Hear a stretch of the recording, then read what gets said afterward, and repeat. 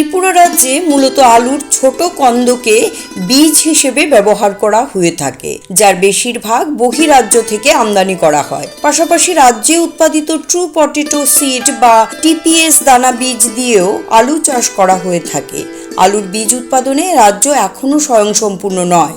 প্রতি বছর বহিরাজ্য থেকে বিপুল পরিমাণে আলু বীজ আমদানি করতে হয়, যার মধ্যে অনেকাংশে বীজগুলোর গুণগত মান ভালো হয় না, ফলে চাষিরা সঠিক পরিমাণে আলুর ফলন পান না। টিপিএস পদ্ধতিতে আলুর চাষ ব্যয় সাপেক্ষ এবং ভীষণ পরিশ্রমের কাজ, তাই আরও সহজ পদ্ধতিতে আলু চাষ করার উদ্যোগ নিয়েছে রাজ্য সরকারের কৃষি এবং কৃষক কল্যাণ দপ্তর। তাই এআরসি পদ্ধতিতে আলু চাষ করার পরিকল্পনা গ্রহণ করেছে কৃষি ও কৃষক কল্যাণ দপ্তরের অন্তর্গত উদ্যান এবং মৃত্তিকা সংরক্ষণ ডিরেক্টরেট।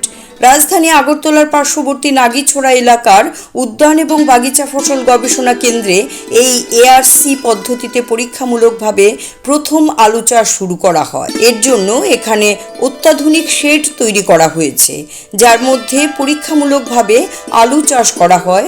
পরবর্তী পর্যায়ে রাজ্যের 8 জেলার 100 জনের বেশি কৃষককে এআরসি পদ্ধতিতে আলু চাষ করার জন্য দেওয়া হয়েছে।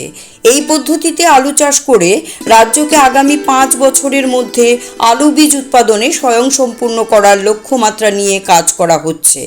শুক্রবার নাগিছড়ার উদ্যান ও বাগিচা ফসল গবেষণা কেন্দ্র পরিদর্শন করেন রাজ্যের কৃষি এবং কৃষক কল্যাণ দপ্তরের মন্ত্রী রতন লাল নাথ।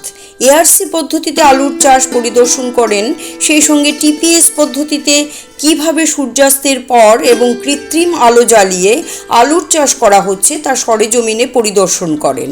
এমনকি মন্ত্রী এআরসি পদ্ধতিতে উৎপাদিত 5 জাতের আলু এদিন নিজে খেয়ে পরীক্ষা করে দেখেন। এই আলু সম্পর্কে প্রতিক্রিয়া ব্যক্ত করতে গিয়ে মন্ত্রী বলেন, অত্যন্ত সুস্বাদু। আমরা দেখছি এগ্রি ট্যুরিজমও করা যায় কিনা।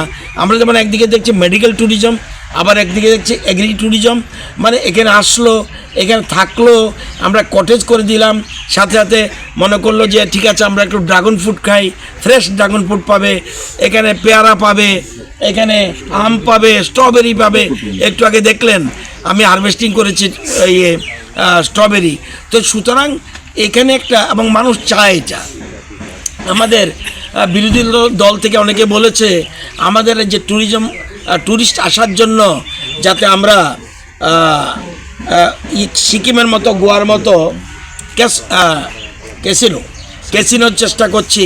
আমরা এখনও চিন্তা করি, বিরোধীরা বলছে ক্যাসিনো আমাদের রাজ্যের জন্য, রাজ্যের লোক যাতে পার্টিসিপেট না করে, বহিরাজ্যের মানুষ এসে, যেমন সিকিমে প্রচুর মানুষ যাচ্ছে, তো আমরা ক্যাসিনোর চিন্তা এখন আমরা কিছু করিনি, কিন্তু বিরোধীরা বলছে এটা শুরু করার জন্য। তো দেখছি কিভাবে আগামী দিনে করা যায় আরও বিভিন্ন ক্ষেত্রে।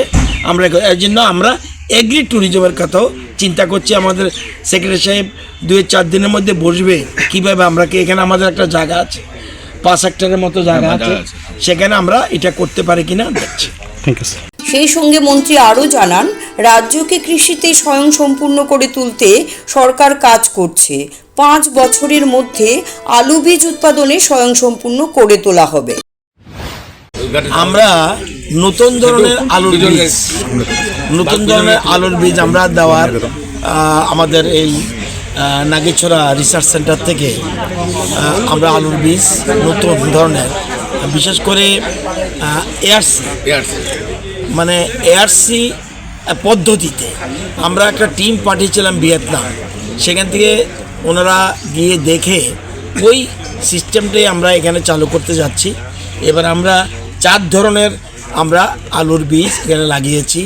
একটা আমাদের টিপিএস আগের থেকে আছে, কিন্তু দেখা গেছে টিপিএস থেকে এই বর্তমান যে এআরসি সিস্টেমে অনেক বেশি প্রোডাকশন হয়।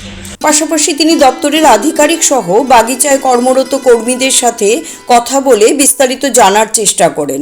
সেই সঙ্গে ডুকলি কৃষি মহকুমার 10 জন প্রগতিশীল কৃষকের হাতে উন্নত জাতের আদা তুলে দেন।